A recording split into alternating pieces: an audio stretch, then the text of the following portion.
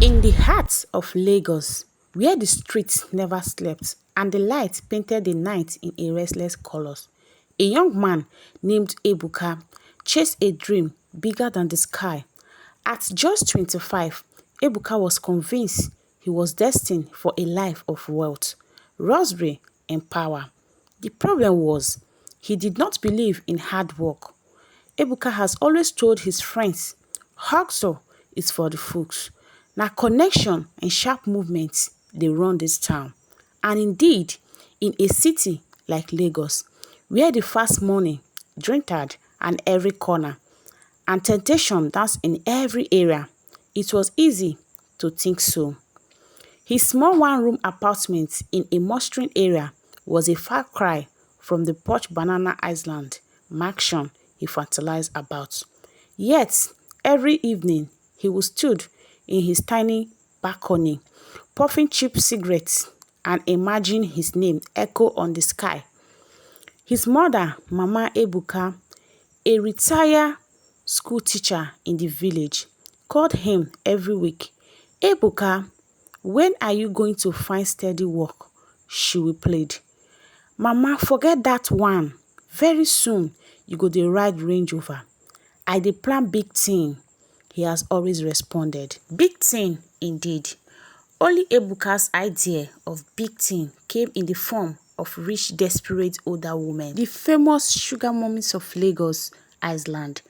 It all started in one evening at a bar called the Venton Lodge, a spot known for its own dim lights, loud music, and the clients who had more secrets than the authentic.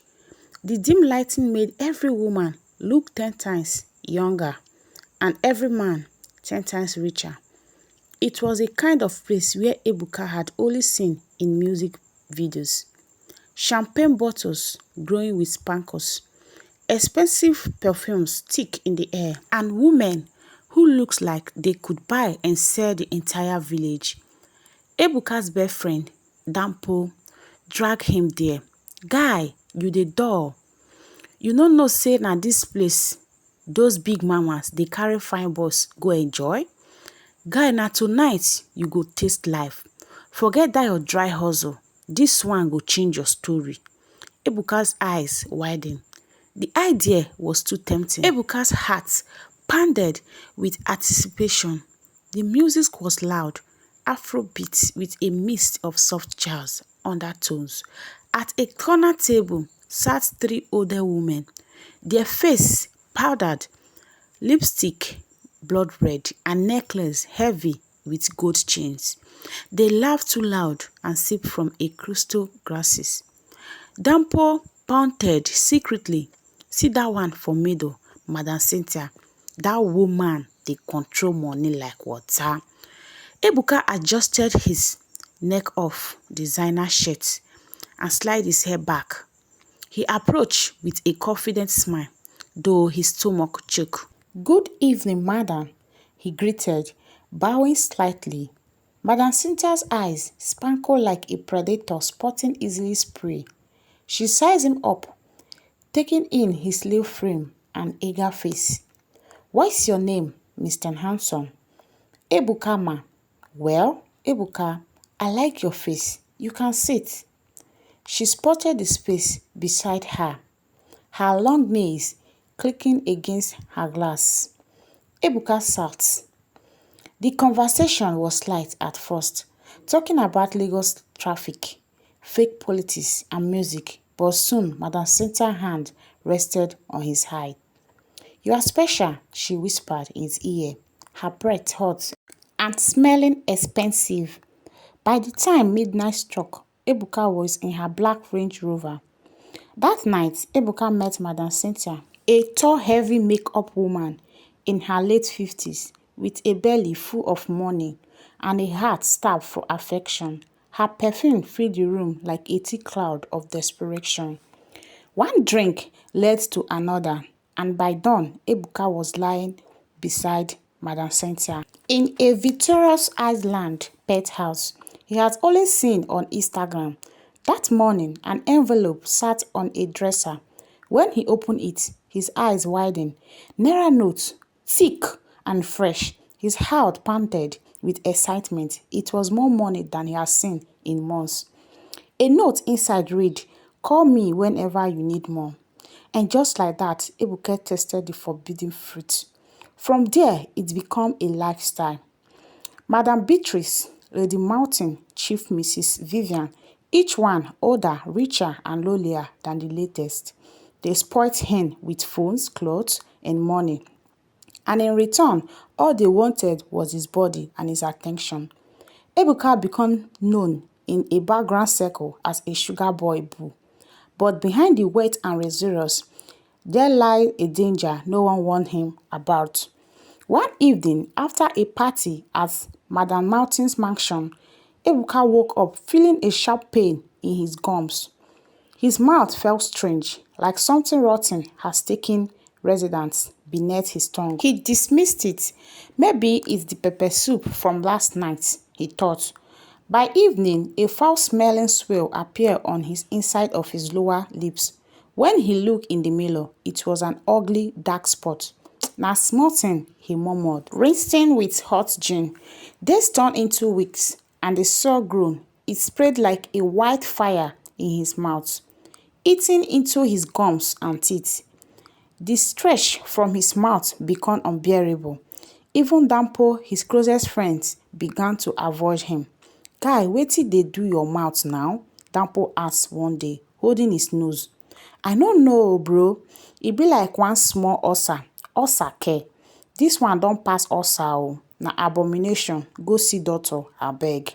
But Ebuka was too proud and too deep in his sugar mommy lifestyle to pause. The truth was that one of the women Ebuka has been with, Madam Beatrice, was secretly battling with an aggressive disease. She had known about her condition, but she kept it hidden, craving to a youthful pleasure in the arms of young men. When Ebuka finally visited a private clinic, the doctor's face fell upon examining him. "Oh my God, young man, how long have you had this?" "Just some weeks," Ebuka lied. "This is no ordinary infection. We need to run an urgent test." 2 days later, the results arrived. Ebuka sat in the doctor's office, sweating, his stomach twisting. "Ebuka, you have a raw aggressive oral infection caused by a combination of a bacteria and viral agents. Some of these are sexual transmitted. I am afraid it has already begun to rot the tissue in your mouth." The doctor looked away, unable to say the worst parts. "There is no cure. We can only manage it for now. But you will need a reconstructive surgery if it gets worse." Ebuka's world crumbled. His beautiful life of cars and rosary crumbled like a sandcastle in a storm. News spread fast in Lagos. By the next week, none of the sugar mommy returned his calls. Word had leaked about his condition. The high society women quickly cut ties. Ebuka accounts drained. His iPhone was seized over unpaid debts at a club. Landlord came knocking. Dampo, though he pitied him, kept his distance. "Guy, I warned you," Dampo murmured, watching his friend's face sag with rotten sores. Unable to pay for hospital bill, Ebuka returned to his mustering apartment. The once confident young man who walked the streets in a designer shirt now covered his face with a scarf. Neighbors avoided him. Children called him a mouth demon. Ebuka's mother arrived from village after hearing the rumors. "My son, what happened to you?" she wept, holding him tightly. Ebuka for the first time broke down, confessing everything: the sugar mummies, the rosary, and the disease. Mama Ebuka cried until her eyes swollen. Weeks turned into months. With her mother's care, Ebuka's wounds were managed, though the damage remained. His once handsome face was the shadow of its former glory. He began attending church and support group where former city boys like him shared their stories. Slowly, he started volunteering at a youth center, warning other young men about the danger of chasing fast money. One rainy evening, standing before a group of eager boys at a local event, Ebuka lifted his scarf, revealing his caring face. "This is what happened when you chased shortcut," he told them. "I had it all, but I lost everything. and more. The crowd fell silent. That night, his message spread across social media. Beware of sweet life. Not all gold shine forever. Thank you for watching.